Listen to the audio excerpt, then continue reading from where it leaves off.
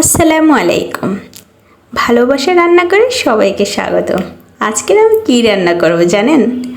আজকের আমি মুগ ডাল দিয়ে মুড়ি ঘন্ট করব।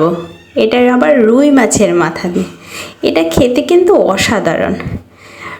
ডালগুলো একটু আস্তে আস্তে থাকে, খেতে কিন্তু অনেক মজা। আচ্ছা, আমি কিভাবে রান্না করছি সেটাই আপনাদের দেখাচ্ছি। প্রথমে আমি মুগ ডালগুলো সুন্দর করে ভেজে নিচ্ছি। তারপর আমি ডালগুলো ভিজিয়ে রাখছি প্রায় 1 ঘন্টার মতো।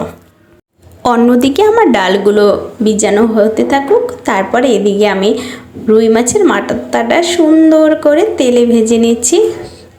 এর জন্য আমি প্রথমে হলুদ মরিচগুলো দিয়ে লবণ দিয়ে একবারে ভালো মতো মাখিয়ে নিয়েছি। এই তো, আর মাছটা একটু মাথাটা বড় বড় হচ্ছিল, তাই আমি ছোট ছোট টুকরো করে নিয়েছি। তারপর আমি একটা কড়াইতে সরিষার তেল দিয়ে দিয়েছি।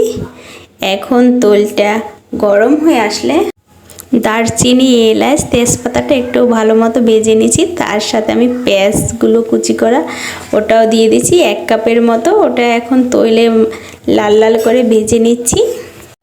এখন আমি এখানে রসুন বাটা দিয়ে দিলাম 2 চামচের মতো, জিরে বাটা 1 চামচের মতো, আদা বাটা 1 চামচের মতো। তা দিয়ে এখন আবার সুন্দর মতো একটু তৈলে ভাজি করে নিয়েছি। তারপর 1 কাপের মতো টমেটো দিয়ে দিয়েছি। তারপর স্বাদ মতো লবণ দিয়ে এখন আবার একটু তৈলে ভালো মতো ভাজতেছি। একটু পোড়া পোড়া হয়ে গেছে, তার জন্য আবার একটু পানি দিয়ে এখন আবার হলুদের গুঁড়া, মরিচের গুঁড়া, ধইনের গুঁড়া এবং গরম মশলার গুঁড়া। হলুদটা একটু কম হয়েছিল, তাই আমি আর একটু হলুদের পরিমাণটা দিয়ে দিলাম। আমি ঢাকনা দিয়ে সুন্দর মতো মশলাটা ভালো মতো কষিয়ে নিয়েছি। মশলাটা ভালো মতো কষানো হয়ে গেলে এখন তেলে ভাজা মাথাগুলো এই যে সুন্দর করে মশলার মধ্যে দিয়ে দিলাম। মশলাটা যেহেতু শুকনা শুকনা, তাই একটু পরিমাণ পানি দিয়ে আবার মাথাটা সুন্দর মতো কষিয়ে নিচ্ছি একটু ঢাকনা দিয়ে।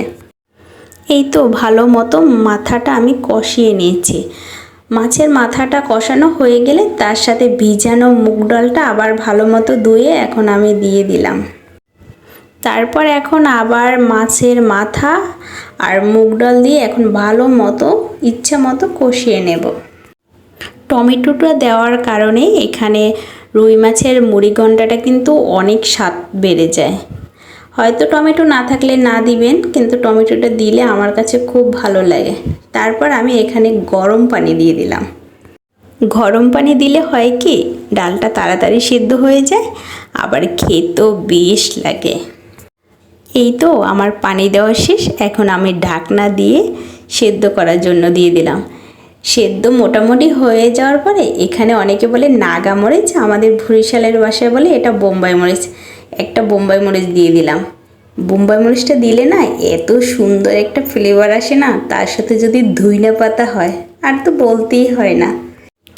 ধইনা পাতা আর নাগা মরিচের গ্রানে তো ডালটা মৌ মৌ করতেছে। তার উপরে এখন আমি গরম মশলা গুঁড়ো ছিটিয়ে দিলাম। কালারটা কি সুন্দর আসছে না। আমার এখন ডালটা মোটামুটি রান্না হয়ে গেছে। ডালটা বেশি গলানো যাবে না, গলালে ভালো লাগবে না। মোটামুটি ডালটা গললেই হবে, একটু যেন আস্তে আস্তে থাকে, ওইটা ভালো লাগে খেতে। এরকম মুগ ডাল দিয়ে মুড়ি ঘন্ট খেতে কিন্তু অসাধারণ লাগে। এই দেখেন আমার রান্না শেষে কত সুন্দর হয়েছে, মাশাআল্লাহ।